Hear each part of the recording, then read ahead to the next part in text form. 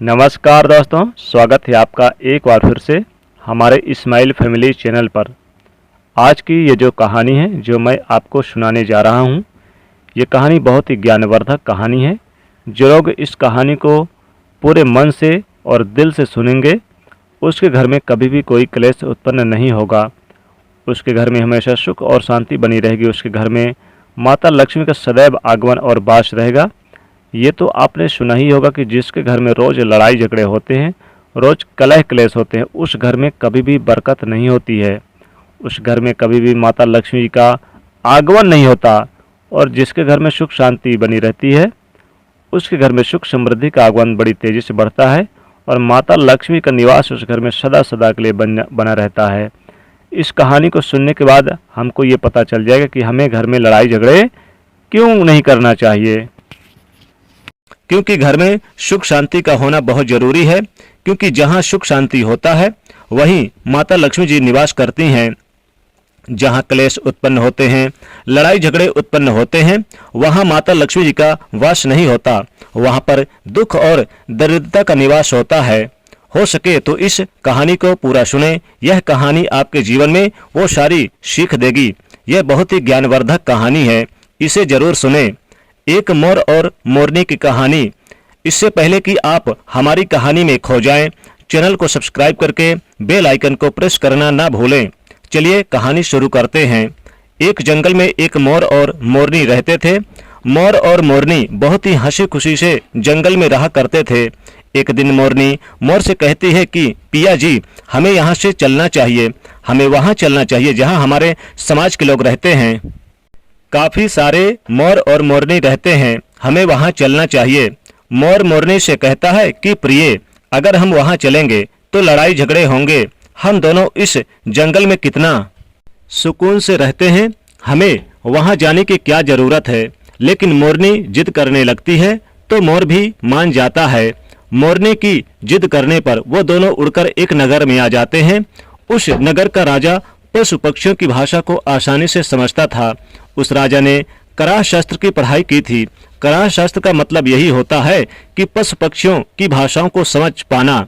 वह राजा सभी प्रकार के पशु पक्षियों का भाषा तो समझता था, साथ ही उनकी आवाज को भी समझ पाता था और हर जीव जंतु के आवाज को वह बखूबी से समझता भी था कि वह क्या कह रहा है। दोनों मोर और मोरनी उसी नगर में आ जाते हैं। एक दिन की बात है। राजा अपनी रानी से कहता है, हे रानी, मुझे बहुत तगड़ी भूख लगी है, आप मुझे भोजन खिला दीजिए। राजा की रानी 36 प्रकार की भोजन बना करके एक हाथ में पानी का लोटा और दूसरे हाथ में खाना का थाली लेकर राजा के पास पहुंचती है। रानी जैसे ही भोजन की थाली राजा के समक्ष रखती है तो एक चावल का टुकड़ा गिर जाता है। वहीं पे कुछ चींटियां घूम रही थी तो एक चींटी चावल के टुकड़े लेकर वहां से जाने लगती है। राजा बैठा इस घटना को देख रहा था।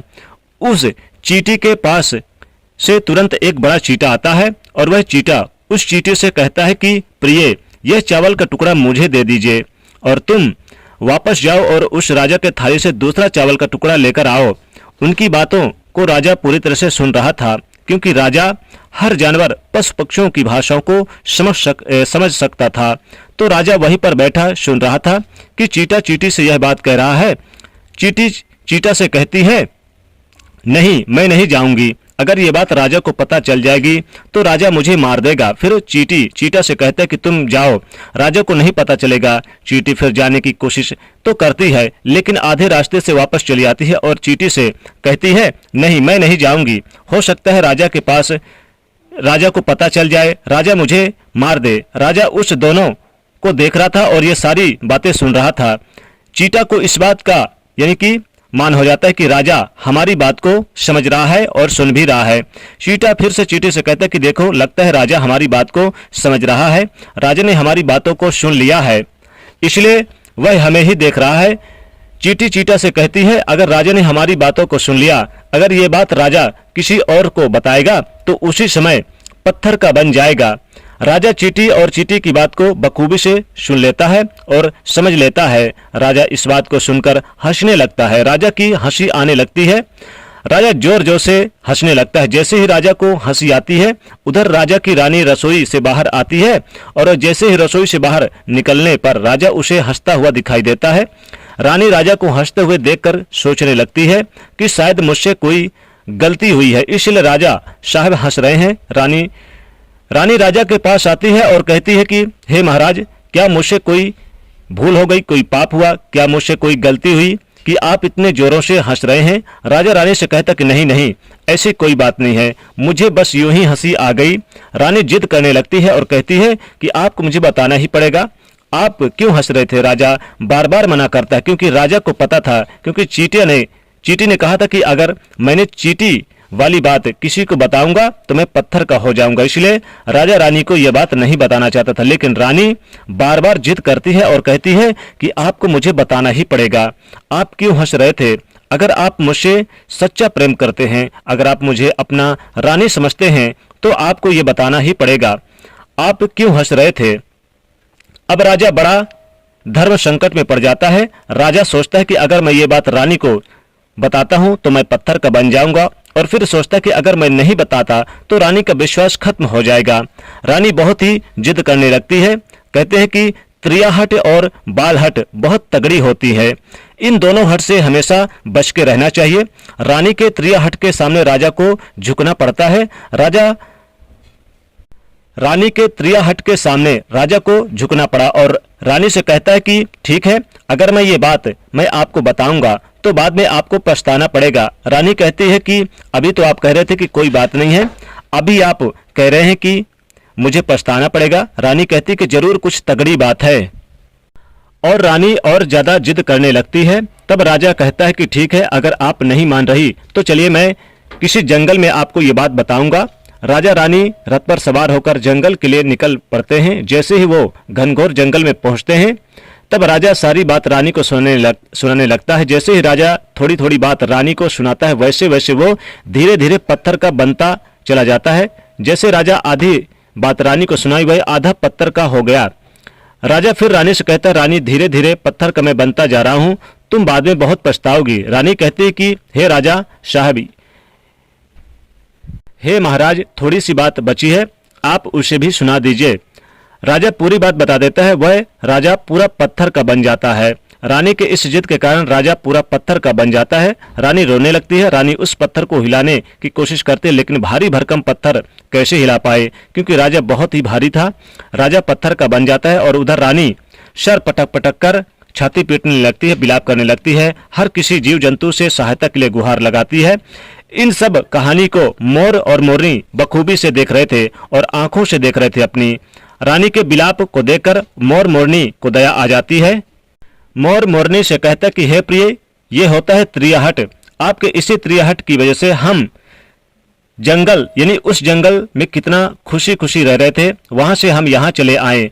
मोरनी मोर से कहती है कि हे प्रिय, ये रानी बहुत दुखी हो रही है, हो सके तो इसकी सहायता जरूर करनी चाहिए। ये इतना विलाप कर रही है कि इसकी तो ज्यादा सहायता नहीं कर सकते, लेकिन कम से कम इसको धीरज तो दे ही सकते हैं, यानी इसको विश्वास तो दिला ही सकते हैं। यही सोचकर मोर और मोरनी उस रानी के पास जाते हैं और जाकर के रानी से कहते हैं कि रानी साहिबा, जो हुआ सो गलत हुआ, लेकिन जरा आप धीरज रखिए, अपने आप को थोड़ा संभालिए। आपके पीछे पूरा राज्य है, राजा तो पत्थर का हो चुके हैं, अब आपके राजा के कारोबार कौन संभालेगा। रानी मोर मोरनी की बात सुनने के बाद कहती कि भाई मोर मोरनी, मैं अपने आप को कैसे संभालूं, क्योंकि अब तो मेरा संसार ही उजड़ गया है, क्योंकि मेरा पति परमेश्वर पत्थर का बन गया है, अब मैं क्या करूं। रानी की यह बात सुनते ही उधर मोरनी के मुख से यह निकल जाता है कि राजा पत्थर के कैसे हो गए। राजा तो इंसान थे, अच्छे भले थे, लेकिन ये पत्थर के कैसे हो गए। रानी वही बात बताने लगती है जो राजा ने चींटी वाली बात रानी को बताई थी। रानी वही बात मोर और मोरनी को बताने लगती है और रानी धीरे धीरे करके पत्थर का बन जाती है। और जब रानी पत्थर की हो जाती है और राजा तो पत्थर का पहले ही हो चुका था, जब दोनों पत्थर के हो जाते हैं, उधर मोर मोरनी को चिंता सताने लगती है। उधर मोर और मोरनी बहुत ही दुखी हो जाते हैं। मोर मोरनी को यह चिंता सताने लगती है कि विपत्ति हम पर किसी भी समय आ सकती, क्योंकि राजा भी उसी चींटी वाली बात से पत्थर हो चुका था और रानी भी उसी चींटी वाली बात से पत्थर की बन चुकी है। मोर मोरनी से कहता है कि हम पर एक खतरा मंडरा रहा है क्योंकि तुम स्त्रियों से कोई भी बात छिपती नहीं है। मोरनी मोर से कहती है कि पिया जी, यहाँ से हम दूर चलें क्या? मोर मोरनी से कहता है कि हे बेवकूफ, दूर जाने से क्या फायदा? यह संकट तो धरती के किसी भी कोने में हमारा पीछा नहीं छोड़ेगा। ये खतरा तो हमेशा हमारे ऊपर मंडराता रहेगा और जाने अनजाने में भी हमारे मुख से यह निकल गया तो हम भी पत्थर के बन जाएंगे। इसी बात को लेकर मोर और मोरनी बहुत दुखी हो जाते हैं, बहुत चिंतित हो जाते हैं। रात दिन उनको नींद नहीं आती थी। ये सोचकर न तो भोजन करते थे न चैन से सोते थे। बस रात दिन उनको यही दुख सताने लगा कि ये टेंशन रहता था कि कहीं पर मुख से बात हमारे मुख से निकल ना जाए। यदि यह बात हमारे मुख से निकल गई भूलवश तो हम दोनों पति पत्नी पत्थर के बन जाएंगे। यही सोचकर मोर ने दिमाग लगाया कि यदि मैंने सारे चींटियों को खत्म कर दूं तो यह सब खत्म हो सकता, क्योंकि सारा करा धरा तो चींटियों का है। मोर मोरनी से कहता है कि प्रिय, अगर हम सृष्टि के सभी चींटियों को खत्म कर दें तो यह संकट भी समाप्त हो जाएगा। मोर मोरनी से इस बात पर राजी हो जाती है और सभी चींटियों को मारकर वो खाना शुरू कर देते हैं। मोर और मोरनी का इतना आतंक हो गया था कि सभी चींटियां डर के मारे और बिल खोदकर धरती के अंदर छिप गईं। मोर और मोरनी को जहां भी चींटियां दिखाई दे तुरंत दबोच लेते और मोर और मोरनी इस आतंक की वजह से बाहर नहीं आती थी। चींटियां सभी चींटियां जमीन के अंदर बिल बनाकर इनकी रहना शुरू कर दिया और जमीन के अंदर बैठ जाती। काफी समय बीतने के बाद चींटियों को भूख सताने लगे, क्योंकि भोजन तो बिल में मिलता नहीं था, भोजन तो बाहर मिलता था। अब जैसे भोजन के लिए चींटी बाहर आती तो मोर उसे दबोच लेता, उसे जान से मार देता। एक चींटी और चीटा बिल के अंदर भोजन के मारे तड़पते हुए श्री हरि विष्णु जी का जोर जोर से भजन करने लगे। भक्ति करते करते उन्हें यह भी मालूम नहीं था कि वह कहाँ है कहाँ नहीं है। वह घनघोर तपस्या में लीन हो गए। अंत में जाकर श्री हरि विष्णु उन्हें दर्शन देते हैं और भगवान श्री विष्णु कहते हैं कि चीटा चीटी, जो तुम मांगना चाहते हो मांग सकते हो, हम तुम्हारी भक्ति से प्रसन्न हैं। क्योंकि चीटा और चीटी ने निराधार भक्ति की थी, नहीं कोई जल ग्रहण किया था और न ही कोई अन्न, इसलिए भगवान विष्णु बहुत जल्दी प्रसन्न हो गए और आकर पहले पहले कहा कि हे चीटा चीटी, जो तुम्हें मांगना है मांग सकते हो, हम तुम्हारी भक्ति से अत्यंत और बहुत ही प्रसन्न हैं। उधर चीटा और चीटी न जाने कितने दिनों से भूखे और प्यासे थे। दोनों एक ही बात कहते थे कि हे प्रभु, अगर आप हमें वर देना चाहते हैं तो हमारे पेट में गांठ लगा दीजिए। उन्होंने सोचा कि अगर हमारा पेट ही नहीं होगा तो हम बाहर क्यों जाएंगे और मोर मोरनी हमें नहीं खाएंगे। इसलिए उन्होंने मांगा है कि हे प्रभु, हमारे पेट में गांठ लगा दीजिए। भगवान विष्णु कहते हैं तथास्तु, और चींटियों के पेट में गांठ लग जाती है। आज भी उन चींटियों के पेट में गांठ लगी हुई है। चींटियों का पेट नहीं होता। फिर चीटा और चीटी भगवान विष्णु जी से कहते हैं कि हे प्रभु, हमारे पेट में गांठ लग गई, लेकिन अभी भी हमें मोर और मोरनी से खतरा है। मोर और मोरनी हमारे इंतजार अभी भी ऊपर जमीन पर बैठे हैं और वो लोग हमें जैसे ही देखेंगे हमें मार देंगे। भगवान श्री विष्णु चीटा और चीटी के सामने आते हैं और साथ ही वो मोर के सामने आते हैं, यानी चीटा चीटी और भगवान विष्णु मोर के सामने आते हैं। भगवान श्री विष्णु मोर से कहते हैं कि हे मोर, तुम चींटियों का शिकार करना बंद कर दो। इसमें चींटियों का कोई दोष नहीं है। जो दोषी था वो राजा था, क्योंकि राजा ने ग्रह शास्त्र की पढ़ाई की थी, इसलिए वह सभी जीव जंतुओं को भाषाओं को समझने में सक्षम था। उसके साथ वो जिन भाषाओं को समझता था उनका रूप बदलने में भी वह सक्षम था। उन पशु पक्षियों का वह रूप भी धारण करता और जब वह राजा रूप धारण करता था तो पशु पक्षियों के साथ संभोग भी किया करता था, और जब वह पशु पक्षी गर्भ धारण करते थे तो उन्हें छोड़ करके वह इंसान बन जाता था और फिर यह उन पशु पक्षियों पर जोर से हंसता था। इसीलिए इसी मूर्खता के कारण आज ये राजा पत्थर का बना पड़ा है। मोर कहता है कि हे प्रभु, उनकी पत्नी का उनके रानी का क्या दोष है? श्री हरि विष्णु कहते हैं कि उनकी पत्नी भी उनके इस पाप में भागीदार है, क्योंकि उनकी पत्नी उनको अगर रोकती तो वो इतना बड़ा पाप नहीं करता, इसलिए उनकी रानी भी इस पाप के भागीदार हैं। इसलिए आज वो भी पत्थर का बन चुकी है। श्री हरि के समझाने के बाद मोर और मोरनी कहते हैं कि हे प्रभु, अगर इस बात को किसी और से कहें जो कि रानी ने मुझे सुनाई है तो क्या हम पत्थर के बन जाएंगे? तो श्री हरि विष्णु जी कहते हैं कि तुम्हारा ये श्राप समाप्त हो चुका। तुम्हें किसी से कहने पर कोई भी फर्क नहीं पड़ेगा। आप किसी से भी कह सकते हो, तुम्हारे ऊपर से ये खतरा टल चुका है। मोर और मोरनी बड़े प्रसन्न हो जाते हैं। उनका खुशी का कोई ठिकाना ना था। श्री हरि विष्णु अंतर ध्यान हो जाते हैं, वह चले जाते हैं। और इधर मोर मोरनी का खुशी का कोई ठिकाना नहीं था। अगर किसी जानवर को, पशु को खुशी होती है तो वो झूमने लगता है, नाचने लगता है। यही बात मोर के साथ हुआ। मोर को जब ये बात पता चला कि उसके ऊपर से खतरा टल चुका है तो वो खुशी से नाचने लगा, जोरदार नाचने लगा। उसकी खुशी का कोई ठिकाना नहीं था, वह खुशी से मोर पागल हो रहा था। फिर जैसे जैसे खुशी के मारे मोर अपने पैरों के पास देखता है कि फटे बंद सूरत, मेरे पैर मोर के बने हुए हैं, मोर अपने पैरों को देखकर रोने लगता है। मोर सोचने लगता है कि पहले तो मेरे पैर इतने सुंदर थे, खूबसूरत थे, लेकिन आज इतने फटे और गंदे कैसे। मोर के पैरों का फटने का कारण चींटी खाता था, क्योंकि उसने बहुत सारी चींटियों को मार मार के खाई थी और मोरनी ने भी खाई थी, इसीलिए उनका पैर फट गया। आज भी कोई इंसान अगर चींटी खाता है तो उसके शरीर में छोटे छोटे दाने पड़ जाते हैं, और यदि आप ज्यादा मात्रा में चींटी खाते हैं तो आपका बदन भी फटने लगेगा। सांप जो केचुली क्यों छोड़ता है? क्योंकि सांप चींटियों को खाता है और इसलिए उसका शरीर फटकर उतर जाता है, अलग हो जाते हैं। इसी तरह मोर के पैर भी फट गए थे, वह बदसूरत हो गया था, इसलिए मोर अपने पैरों को देखकर जोर जोर से रोने लगा।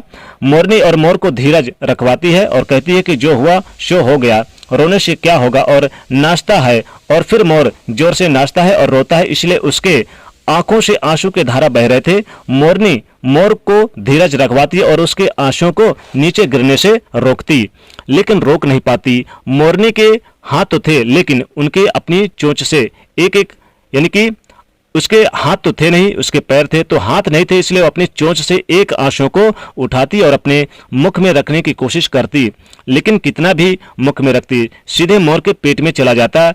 इस तरीके से हर बार मोरनी मोर के आंसुओं को रोकती और मोर नाचता और खूब जोर जोर से रोता।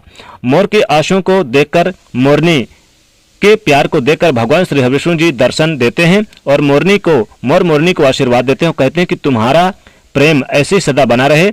इस आशीर्वाद की वजह से, अब इसे आशीर्वाद समझिए या श्राप, इसकी वजह से मोर कभी भी संभोग नहीं कर पाता, क्योंकि मोर जब नाचता है उसके आंखों से आंसू गिरते हैं और उन आंसुओं को मोरनी पीती है और उसी आंसुओं के कारण मोरनी गर्भवती हो जाती है। भगवान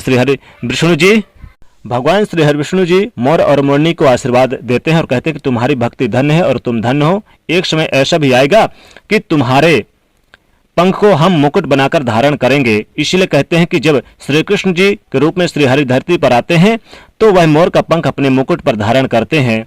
इस कहानी में बस इतना ही। हम उम्मीद करते हैं कि आपको इस कहानी से कुछ सीखने को मिला होगा। तो दोस्तों, वीडियो को लाइक कर दीजिएगा, शेयर कर दीजिएगा और चैनल को सब्सक्राइब कर लीजिएगा। जय माँ लक्ष्मी।